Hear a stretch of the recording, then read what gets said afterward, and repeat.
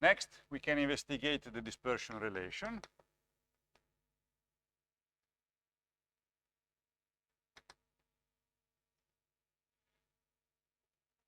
And to do that, we just use our definition of the components of the form momentum.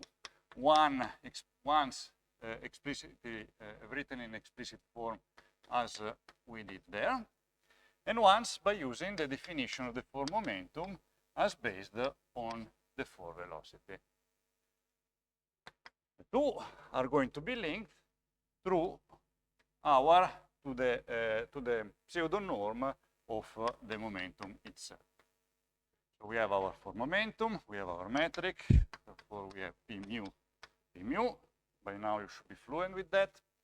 And we just have our metric. Remember this is nu, nu, u, nu, P mu, P no. So we have our symmetry. We are going to use these coefficients. The nu 0, 0 component is going to give us a minus, and then we have this guy twice because we have the product between P and P. Therefore, we have E squared over C squared. Then the other component of the matrix are positive. We are going to have the modulus of the form velocity of the three-dimensional momentum P squared. Then we can do the same on this side. So again, we are going to do this very same thing. So that's P mu, and then again nu, P mu, P nu. And instead of using these components, we use the components of the form velocity. So we have m0 twice, and then we have the pseudo norm of the form velocity. That remember was what? Minus c squared, right? Minus c squared. Let me put this minus in front. 0 squared c squared. And these two must be the same, right? Therefore, we just put together everything, and I just make it, I just keep the energy on one side of the expression, such to have the energy expressed in terms of the rest mass and the momentum of our particles. Therefore, we are going to have m0 squared c to the power of 4 plus c squared for momentum. That's another key equation that you must absolutely remember. So that's the dispersion relation for massive particles. And we're going to say is going to be the general dispersion relation for particles. Also for massless, the massless are going to have m equal to 0. So we are going to have that. At the moment, this is not guaranteed because we still have to investigate massless particles, but that is going to be the case, as we're going to see. Then we can investigate energy momentum conservation.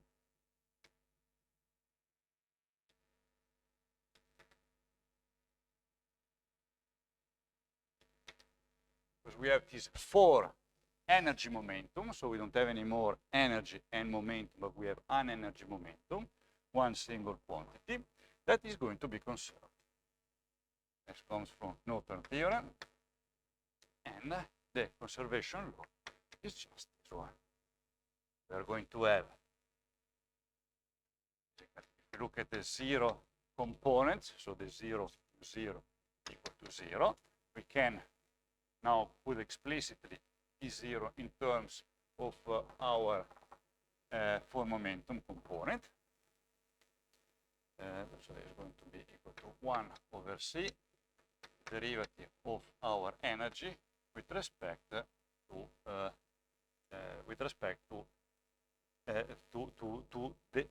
the x0, right? And that's the time. That's ct. But this is going to give us a power of 2 here and a time here. So that's our energy conservation.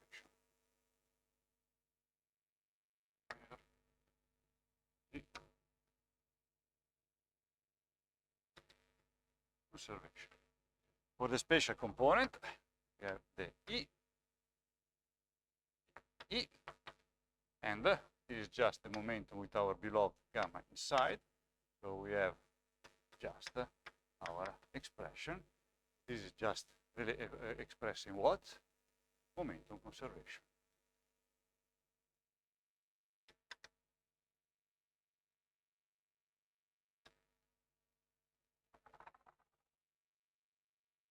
Here we are.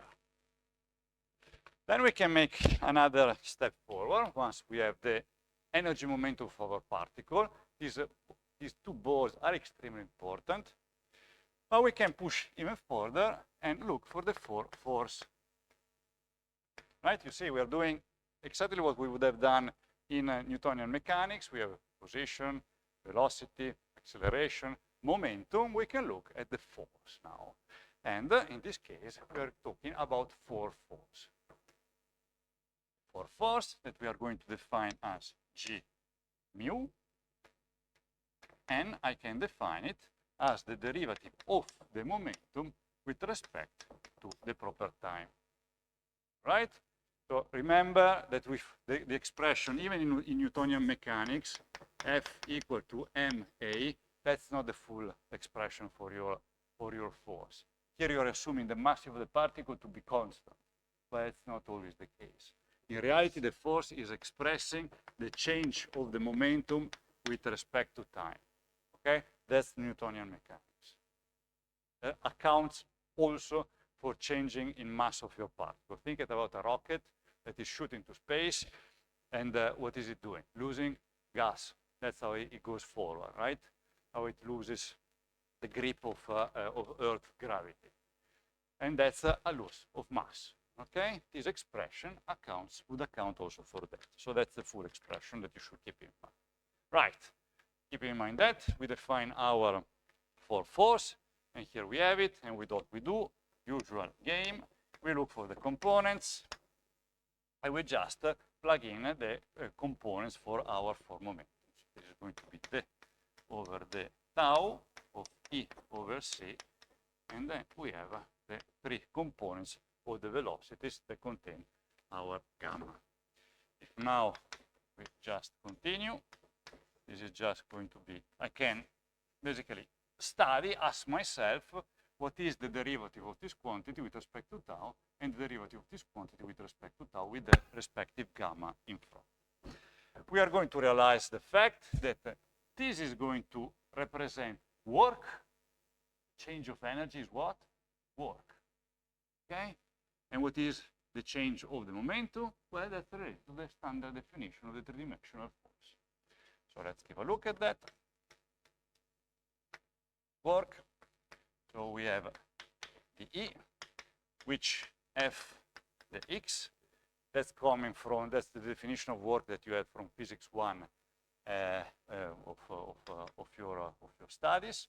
So actually these are two vectors like this, thinking in terms of the, again, your first lectures in physics, which is equal to F v dt, right?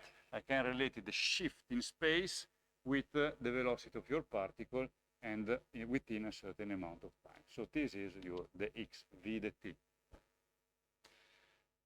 And with that, we just understand, if we just look at it as a derivative with respect to time, it just gives us the f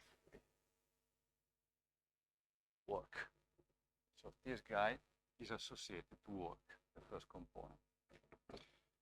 If we look at the other component, as I already anticipated, this is going to be our three-dimensional force. So let's call it the force. And this is nothing but the time derivative of with respect to the proper time. For this expression, now that we know all of that, these quantities are more familiar, gamma, I just leave it here, and then I plug in what I just learned. So this is going to be Fv, and with respect to C, and then we have the standard three-dimensional force.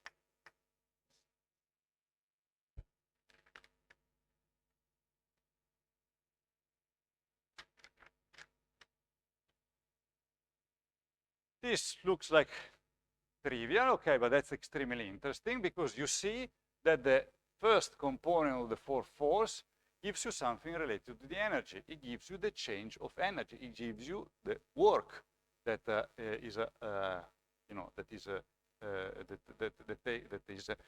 taking place, or that is that your particle is experiencing. And you have the standard force for the three-dimensional component. All right. So the kinematics that is related to the kinematics of your particle. Then we can look at something curious that this first part is giving to this construction in 4 dimensions. And we are going to realize that the mass of the particle, as we're going to see the interpretation now, this can change if a force is applied to your, if certain type of forces are applied to your particle.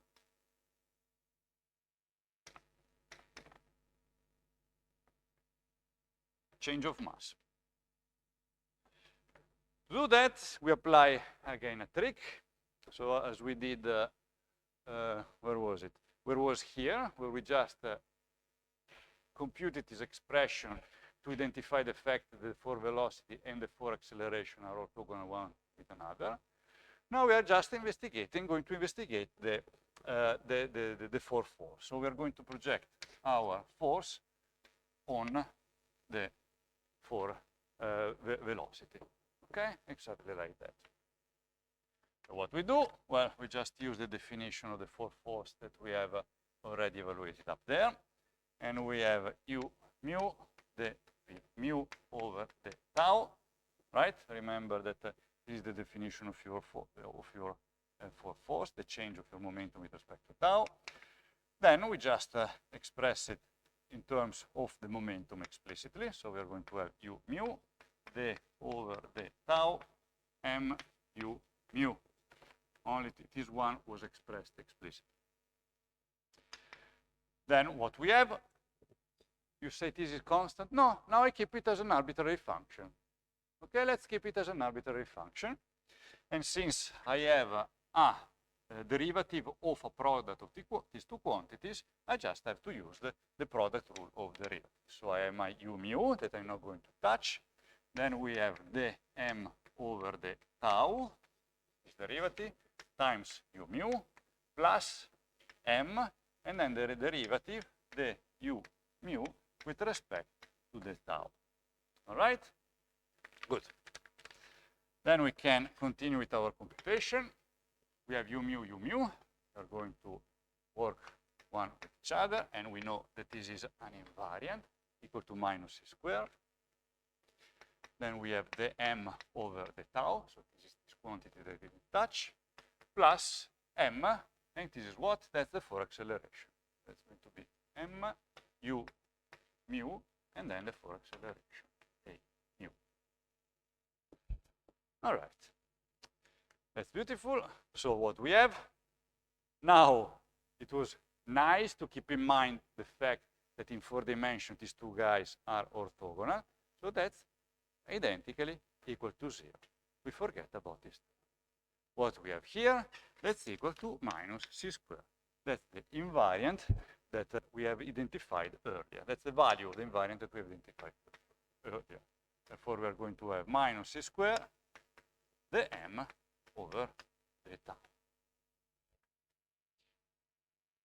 Oh, that's curious. That's curious. Because from that, we have this expression, and we have this expression. So you see that we have an expression that quantifies the change of mass given a force applied to the particle. As a result, I just write the m over the tau equal to minus u mu, g mu over c squared. For certain type of forces, we might have a change in the mass, in the rest mass of our particle. Okay? What's the meaning of this? That's extremely weird. let's give a look, for example, if this is the case. If this is, well, let's say that this is equal to 0. Then what happens? If this quantity is equal to 0, meaning the forward velocity of the particle is orthogonal to the forward velocity of the acceleration, that's equal to 0, right? That's the meaning of this expression, which means that this is equal to 0. Conclusion, the m over the tau is equal to 0. Whenever the force is orthogonal to the forward velocity, the mass of our particle, the rest mass of our particle, is not changing. Oh, nice. But if u mu g mu is different than 0, then the m over the tau is different than 0. We have a change. Okay? In this case, we speak about pure force. In this case, we have the rest energy of our particle, the rest mass of our particle is changing. What's the meaning? What was the rest mass related to? mc squared. Remember? mc squared. What's that? An energy. It means that a function, this sort of force are changing this term, are changing the rest energy of your particle. What could it be? For example, we're heating up our particle. Storing energy, it's storing thermal energy. Okay? That's inside your particle, which ends up here. Right? That's the meaning of it. That's extremely curious and something that in non-relativistic mechanics, of course, you do not have. This is fantastic. This is great. So far I told you, okay, now we have a form momentum. Okay, and we've seen how this is related to the standard momentum. Can we now associate, can we really associate it to a conjugate momentum? Is really our true interpretation of a momentum that we have in analytical mechanics. So far I just describe quantities. I define them. I define the forward velocity. Well, that was easy. I mean, we've seen that in the space-time. This is completely well-defined and contained itself. Same goes for the forward acceleration. For the momentum, this is interpretation. Okay, we just see that this quantity that I defined up here, so this is just a definition. It's not popping up from anywhere. I just defined this guy. We see that it's associated to energy, and we see that it's associating to the particle. Then we continued with the forces, but we still don't know how this is linked to analytical mechanics, to the Euler-Lagrange equation, to the conjugate momentum, which is what we are going to do next.